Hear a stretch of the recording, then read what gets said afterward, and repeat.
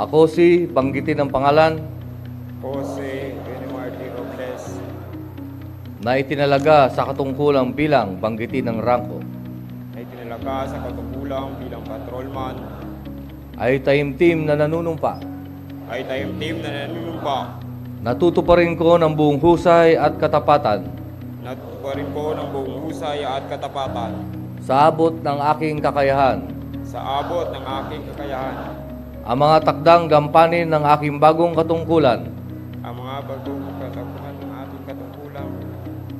Kaalinsabay nito'y nangangako ako Kahit ito'y nangangako ako sa ngalan ng Republika ng Pilipinas sa ngalan ng Republika ng Pilipinas na aking tataguyod na aking itataguyod at ipagtatanggol ang saligang batas at itatanggol ang ating saligang batas at tunay na mananalig at tatalima ako rito.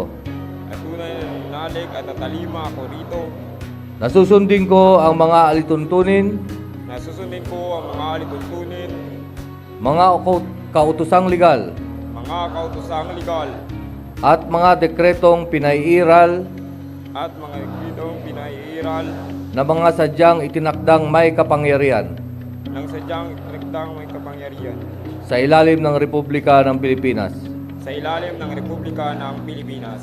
At kusa akong babalikatin At kusa kong babalikatin ang mga pananagutang ito ang mga pananagutang ito nang walang anumang pasubali nang walang anumang pasubali o hangaring umiwas. o hangaring umiwas.